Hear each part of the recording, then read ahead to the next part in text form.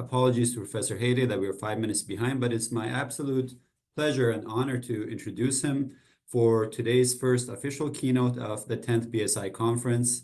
As somebody who worked on gamma delta T cells during the graduate work and postdoctoral work, this is really a privilege to be able to introduce one of my personal inspirations, and I hope the wonderful talk we're about to experience will also go on to inspire a lot of the trainees and scientists that we have on this call. So to give a little bit of background, Professor Hayday is the principal group leader at the Francis Crick Institute and Glendinning professor at King's College London. Professor Hayday studied biochemistry at Cambridge and was awarded a PhD in virus genetics at Imperial College London. After moving to MIT in 1982, he co-discovered genes defining a novel and unanticipated lymphocyte compartment called gamma delta T cells. While on the faculty at Yale and following his move back to London, Professor Hayday showed that mice lacking gamma delta T cells were highly susceptible to skin cancers and went on to discover a unique mechanism whereby gamma delta T cells can discriminate healthy from transformed cells. Building on the cell's potential as immunotherapeutics, Professor Hayday spun out two companies, Gamma Delta T Cell Therapeutics and Adaptive, which initiated clinical trials in refractory leukemia before acquisition by Takeda. Additionally, Professor Hayday showed, based on human genetics, that gamma delta T cells have potentially therapeutic roles in Crohn's disease. Professor Hayday won Yale College's most prestigious prize for scholarship, was elected to lead British Society of Immunology from 2005 to 2009, has chaired numerous funding committees, was elected Fellow of the Royal Society in 2016, and received an honorary degree from Heidelberg University. So without further ado, it's my absolute pleasure to introduce you for the exciting keynote ahead. Thank you for joining us. Thank you, Pam, and also thank you to Eleanor. It's an absolute pleasure to be here today. I've already enjoyed the talks we've had this morning, and also people's remarkable aptitude for adapting quickly to changing programs and things like that. Very impressive. So I'm going to share my screen, of course, and put this onto presentation mode and try and tidy up the screen. Yeah, so today I want to talk to you about an issue that has, in our view, come out of new perspectives in very basic immunology, but has, I think, a significant implication for the deliverable of a delivery of cancer immunotherapeutics. I realize that there's an enormous variety of individuals on the line today, which is a very positive factor. But because of that, I've tried to set the talk into some general context at the beginning, and forgive me if some of that seems to you to be obvious. My lab is split across two sites, as Payam said. We do most of our basic research here at the, I just get my pointer going. No, not that one, this one.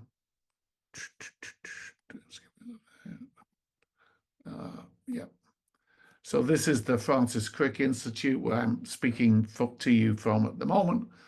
And we do a lot of clinical work here at the Guy's Hospital campus of King's College London. So the question I'm really sort of raising today is, can there be a pan-cancer immunotherapy? So I think we would all appreciate that immunotherapy has revised our view of how the host responds to cancer. It is very clear that in many cases there is a profound immune response. And it's been a game changer in cancer treatment and management. And it's based on a simple but previously highly debated premise that cancers are specifically visible to an immune system tolerized to healthy self. So to date, immunotherapy has revolved around the use of alpha beta T cells, and it's that context that I'll use to take these ideas further forward. So as you will have picked up on and probably already knew anyway today, alpha beta T cells recognize antigens which are processed in infected cells and then passed on, for example, to antigen-presenting cells or dendritic cells as peptides, which are presented in MHC. And these peptides could, for example, be peptides derived from viral antigens, but they could also be derived from self-antigens. In fact, the bulk are provided by self-proteins. And among those, some are proteins which have been altered because of the genotoxic impact of carcinogens that lead some tumors to have high mutagenic loads. And so the alpha beta T cells, based on their enormously diverse T cell receptors, can make clonotypic responses to these, for example, virus peptide MHC complexes or MHC complexes containing what are known as cancer neoantigens, these peptides that represent mutated gene sequences. The alpha beta T cell receptors will be unique in recognizing those through their what we know as the complementarity determining region 3, which is mostly produced by where the somatic gene rearrangements occur. And the clones of T cells that are able to do that then massively expand, and they can have effector function, just like we heard today already, CD8 cytolytic function, even CD4 cytolytic function. So these are highly specific responses, part of adaptive immunity. They characterize responses to viruses, but also other microbes. But they won't happen under most conditions to self-peptides because the alpha beta T cell response is tolerized in the thymus against reactivity to self, and that tolerance is reinforced by the impact of regulatory T cells in the periphery. But if this peptide here is processed from a mutated protein that is unique to a particular cancer, the alpha beta T cell compartment should not have seen that, and so there should be a response to it. And the good news is those responses occur, and they're efficacious because among the effector functions of these clonally expanded cells includes tumor cancer cell cytolysis. So as you will appreciate, there is still a checkpoint that has to be overcome, which is a product of our studying initially the responses to virus infections. And when virus infections become chronic, the alpha beta T cells, which are stimulated in those ways, upregulate molecules such as PD-1. We heard earlier, by the way, about VISTA. And these will transduce negative signals to the T cell, essentially leaving it in what has been generally termed an exhausted state, although that's rather approximate. But what we know is you can take antibodies against these molecules. So far, PD-1, CTLA-4, and LAG-3 have proved effective targets. And when you subject patients to treatments with those antibodies, they blockade this repressive axis. And you see improvements. Not only this is just anti-PD-1 alone in high-risk melanoma, but this is now an even better response, blocking LAG-3 and PD-1. And so you have a situation now where what was hitherto a really, really challenging disease, metastatic advanced melanoma, can now be essentially treated in a significant number of cases. And what you will see here is this famous plateauing of these curves at around 30–40% of patients. And what this speaks to is the real likelihood that these patients here, 2.5 years out, continue to be able to kill tumor cells because they have a memory of the antigen exposure. These de-repressed cells are de facto vaccinating the patient against continuing or recurrent cancers with these specificities that might absolutely lead to genuine cure. And, this is the great allure of immunotherapy in cancer, the prospect that you essentially obtain cure through vaccination. So this has just been incredible progress over the last 10 to 15 years, and the people behind it deserve just enduring credit. What they've shown us is that cancer has a natural enemy. It's a T cell. It sees it, it kills it, and it remembers it. So the question is, why are we not yet beyond metastatic melanoma, a series of non-small cell carcinomas of the lung, Hodgkin's lymphoma, some chronic lymphocytic lymphomas, and moreover, why are these studies still seeing benefit mostly in the developed world? In short, can there be a pan-cancer immunotherapy? So in thinking about that, let me get back to this schema of alpha beta T cell recognition and think about some things that could be going wrong. So the first point is that neoantigen peptides usually require high mutational burdens. And a lot of cancers actually don't have really high levels of mutation. In fact, a lot of carcinogens are not DNA damaging agents at all. So is there a recognition system that doesn't rely on neoantigenic peptides? Maybe that would help. Second point is that checkpoint blockade very commonly induces severe adverse events, usually various forms of autoimmunity or autoinflammatory disease, that suggest that tolerance to those self-antigens that are non-mutated is rather fragile. So is there another mechanism of tolerance that could essentially fill in the gap here? The third point is that the MHC that's absolutely critical for presenting these peptides is frequently lost from cancer cells. So is there a non-MHC restricted antigen recognition mechanism? And the fourth point, and this is not an exclusive four, but these are four very strong points, is that solid cancer microenvironments are often rich in TGF-beta and other immunosuppressants. So are there T cells out there which routinely work in those types of environments and therefore might be functional? And that, of course, leads me to gamma delta T cells, which we've been studying, as you just heard, for many years. This is a human skin gamma delta T cell, and it sits in the very hypoxic environment of the human skin. These are murine gamma delta T cells sitting in the intestinal epithelium. What you see here are pink dots sitting in the colonic epithelium of humans. So these are cells which will function in a TGF-beta rich hypoxic environment.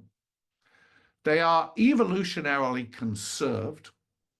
They have a different antigen recognition system, and they have different mechanisms of tolerance.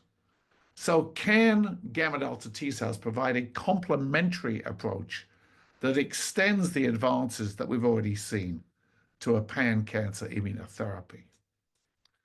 And inevitably, the case is that we believe so. And one of the reasons we believe so is that gamma delta T cells have a completely different mechanism of recognition. The T cell receptor recognizes native antigens. They can be proteins, they can be non-peptidic modifications to self-moieties. But what's in common is that these entities are overexpressed or misexpressed on virus-infected or cancer cells. These targets can be extremely diverse, and they are not MHC restricted. To give you an example, here are some of the antigens that have been recognized and shown biochemically to be genuine ligands for gamma delta T cell receptors. the endothelial protein C receptor, which I'll talk about in a moment, ephrin, annexin, unusual conformations of MHC or CD1, and some molecules that I'll talk about more in a moment, the butyrophilins.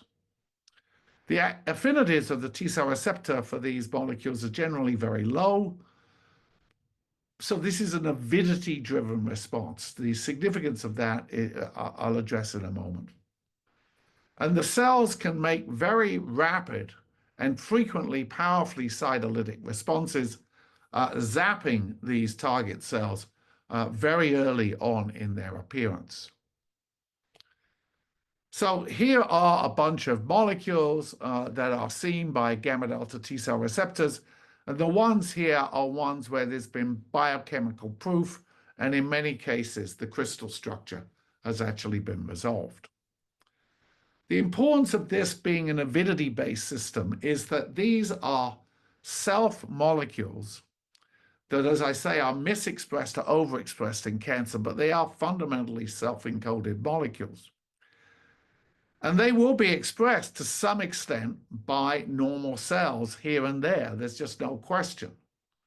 And if you had a high affinity response to these ligands, then you'd be in trouble because even low levels of expression of these ligands will be detected. But if this is an avidity-based system, for the gamma delta T cell to respond, it really requires significant overexpression or misexpression of these molecules on the target cell.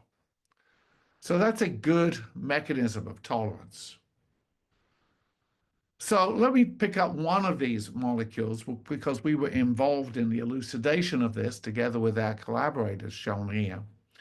And this was the finding that gamma delta T cells in a human patient with cytomegalovirus reactivation did not see any antigen encoded by CMV, which has got a very big genome, by the way, but saw instead this molecule, which is a lipid-binding molecule, a lot like CD1D, but the lipid in this molecule is irrelevant for recognition. The receptor simply sees overexpressed EPCR.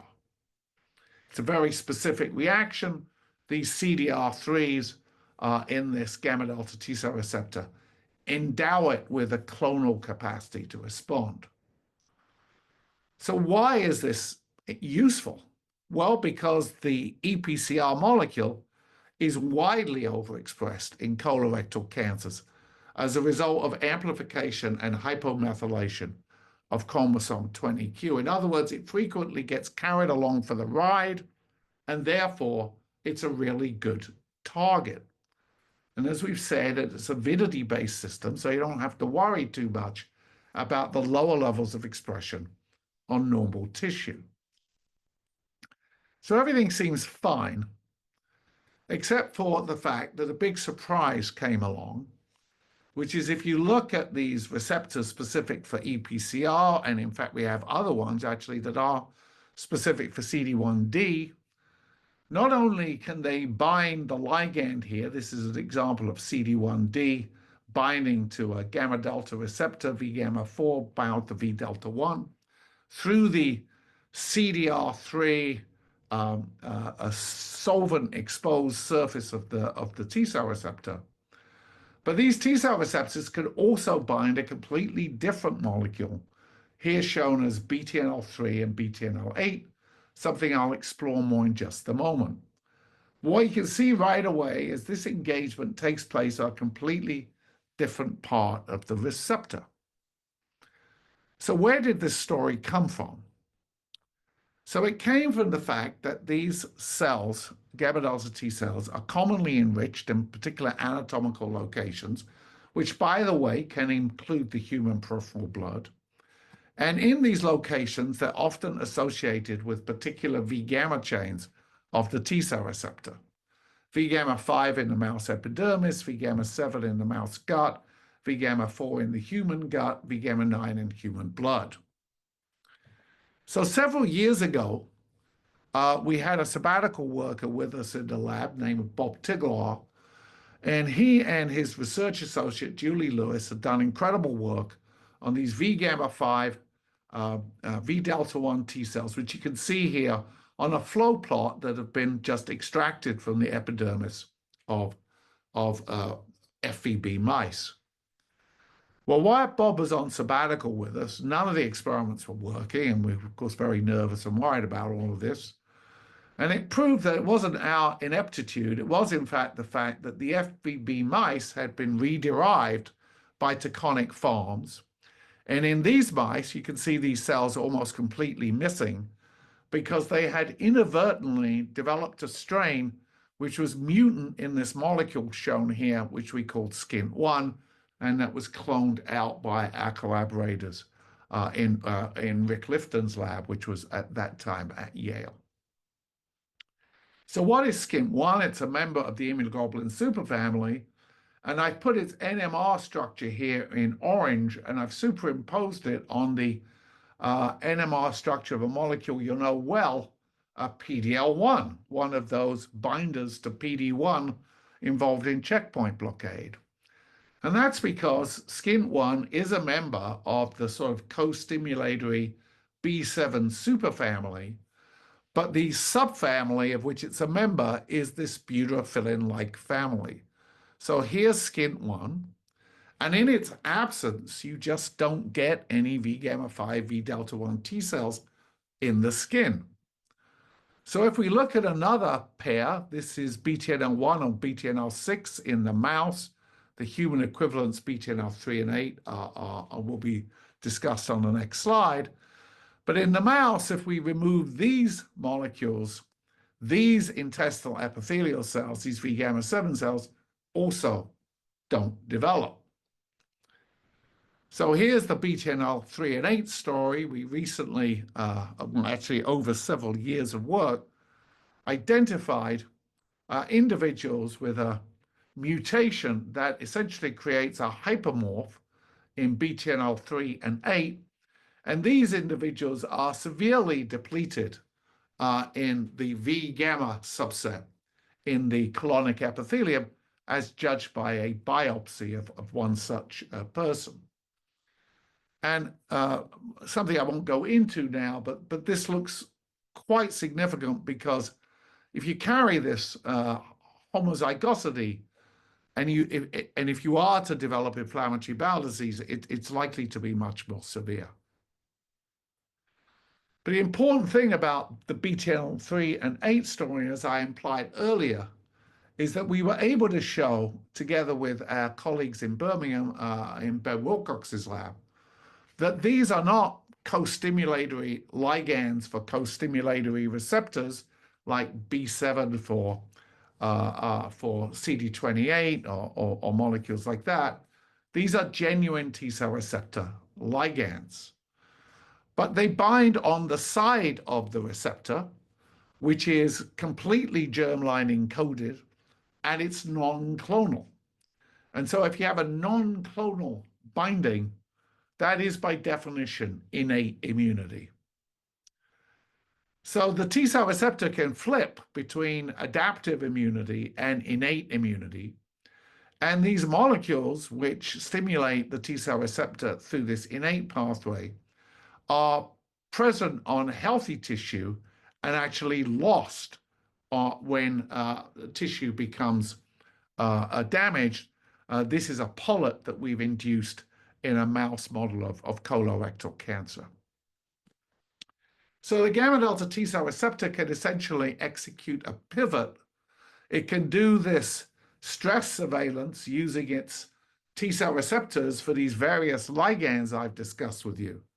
But it can also engage healthy cells under normal circumstances and respond to them in a completely different way than killing them. So the question is, how does it respond to a healthy tissue? So these are these dendritic epidermal T cells again. The white blotches are concentrations of the T cell receptor. And if I unmask the micrograph, you can see that they are engaging junction points in the on the local keratinocytes. And at high resolution microscopy, those sites include SCINT1. So if we add an antibody directly in vivo into the ears of animals, and this antibody is directed against SCINT1, it can blockade this interaction. And look what happens. These are totally unchallenged animals, but the ears get thicker, the epidermis gets thicker, and the animals are unable to regulate their normal physiology because they now show exaggerated transepidermal water loss. And this is probably because the keratinocytes are losing critical markers of their expression, such as transglutaminase, loroquine, or IL-13. So steady state gamma delta TCR interactions with healthy tissue contribute to physiologic maintenance. And more than that, if we now take these mice and UV irradiate them, ordinarily the gamma delta T cells would induce a lot of molecules that help them deal with irradiated keratinocytes, but they're unable to do that in these animals that have been pre-exposed to anti-SCINT1, and as a result, you get longer persistence of potentially mutagenic cyclobutane pyrimidine dimers, and you get enormous increases in the foci of DNA damage sites marked by this modified histone gamma H2AX. So this means that gamma delta T cells have seemingly this unique capacity to discriminate healthy from cancerous tissue. They can avoid adverse events because they know normal tissue when they see it and they know how to react to it.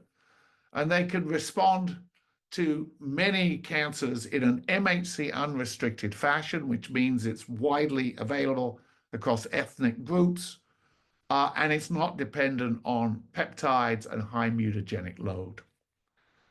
So let me say that this just isn't simply hypotheses. As we recently reviewed, there are now many clinical trials of gamma delta T cells in the cancer space. So far, they've all shown very strong safety profiles. There are many natural associations of gamma delta T cells with positive outcomes in cancer, including those where PD-1 has been used for checkpoint blockade. And our own work recently published showed that that checkpoint blockade benefit when you have high levels of gamma delta T cells relative to progression-free survival in patients without that is particularly high in melanomas with low mutational burden, which are very difficult for alpha beta T cells to see because they just don't have a lot of these mutations. And in addition, those benefits are showing themselves to be very strong in MHC loss variants. So I'm going to leave it there. I'm going to thank you for the privilege of being able to present these data today. I'm obviously going to thank the group. I'm not going to mention them all by name. I chose to show you mostly published work because I realize this can be widely distributed. I'm perfectly happy for that. But I want to thank our collaborators, Benham, Kerry Wilcox in Birmingham, Paul Bates, a protein modeler who helped us with a lot of this work, and the science and technology platforms that we have here at the CRIC. I'm very happy to take any questions.